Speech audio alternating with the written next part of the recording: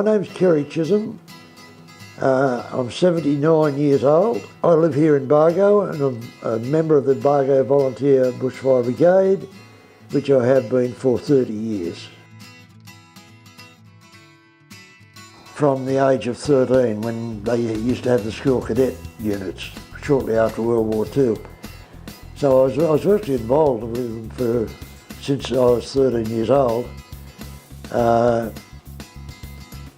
And then of course I left school, started working and got called up for the earlier National Service, which was 1952 to 56, I think it was, something like that.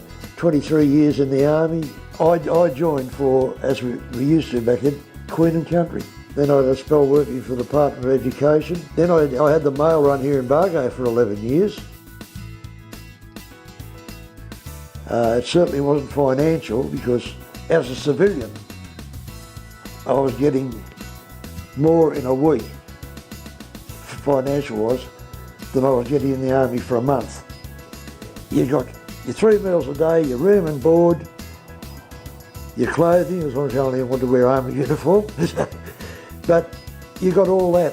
The soldiers used to be referred to as weekend millionaires. Paid on Friday, broke on Sunday. I had two tours of Vietnam. I'm pretty much like a lot of the vets. There's not a great deal to talk about. There's a saying, and I'm sure you've heard it before, and so many people have. If you weren't there, you can't explain it. If you were there, you don't need to explain it. There were so many returned from Vietnam, but at the same time never came home. When we came home, after our first trip, we were virtually ignored. The parade in the city, our commanders had red paint thrown over him, and like a true digger, he just kept marching.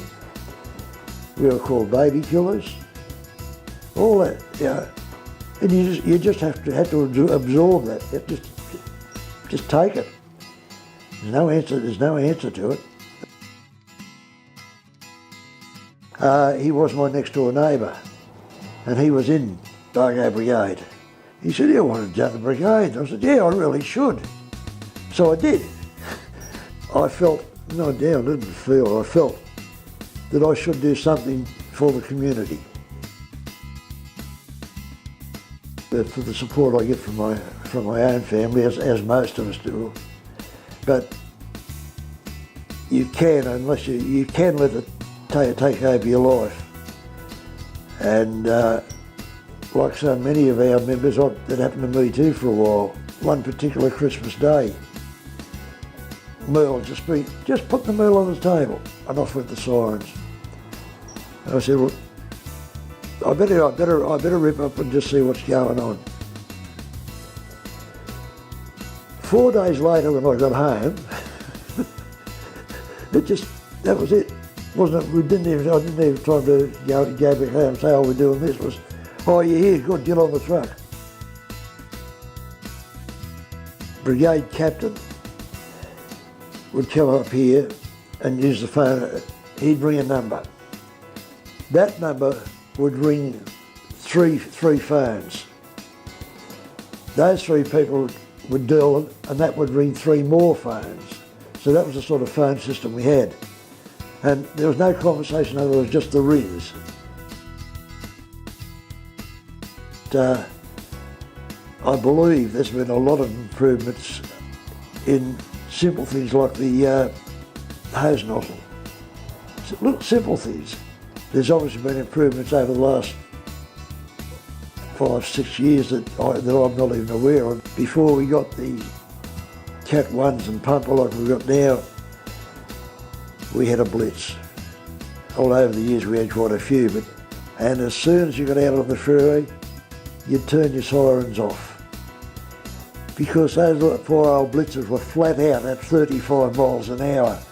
So everybody's passing you. So one of our life members, he actually used to build the blitzers, and always had somebody go and complain to us something went wrong. You're right, I should have an answer. I'm glad if I know what it is. Something I don't think about it. I'm just me. The way I look at it, I'm just me. I won't say I'm not important. Everybody's important, one way or another, one place or another. Yep. No, maybe not the first one. Because the first couple were actually pile burns. Durandary Way, Oberon, out round there. And that was another one where Christmas Day came into it. Yes, I think I have. Lots of the younger ones would come to me for answers slowly as their experience grew. Some of them wouldn't listen. There was a couple that ended up leaving because they didn't like the answers they were getting, both physically as well as anything else. We'd get called out well, initially it was to look for a broken down vehicle, and we're following in the truck, and Steve was the commander, and we got to this fog patch, and you couldn't see from here to the door. So I said to Steve, pull over. I said, I'll get out and walk us through it. I opened the door, I'm just stepping down, and we got struck from behind. I got slammed into the door. I finished up with a dislocated shoulder and depressed skull fracture. Oh no, they stopped at Campbelltown for about 20 minutes, that's right, and then they took me down to Liverpool. Next morning, one of the nurses sort of washed all the blood away once it kept daylight, and I was able to open the eye like that. The bruises, the whole bottom of the face and eyes are bruised, like you wouldn't believe. Being stubborn, decided to sign myself out 4 days later. And I came home and then, why did I do that? Anyway, but yeah, so that was, I do think that one had the biggest impact. 95, no, I was keeping company with her when it happened.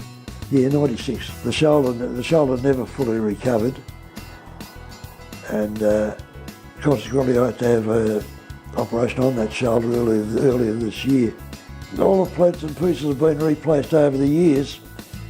I don't have to go into the airport to set the alarms off. I've only got to go past.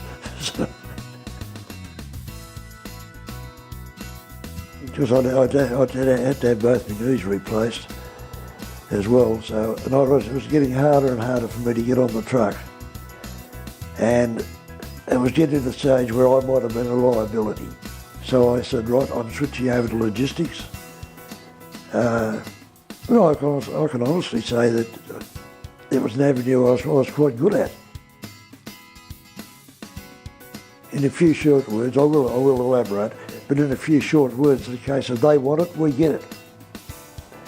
And this involves, to some extent, it's like the army. To keep a group on the fire line, you need these people behind them. And it does make the firefighters' job a little bit easier, which is partly what we're all about. Support is an important part of an important part of firefighting. There's one particular fire, one of our members passed away now, but before we were flown out by helicopter.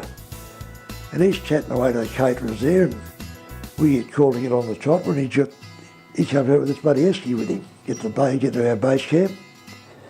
We open it up, and we've got an esky full of T-bone steaks. And nowhere to cook them.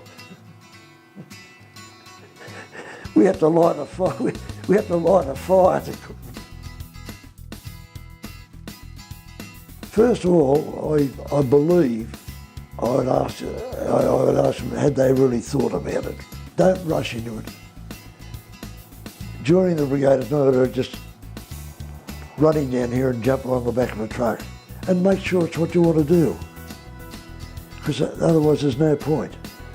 You'd be welcome, more than welcome, because they're a good group. The camaraderie is exceptional. It really is. I can only liken it to the same mateship that we have in the army. Certainly give an adrenaline rush out of it. There's all the risk involved.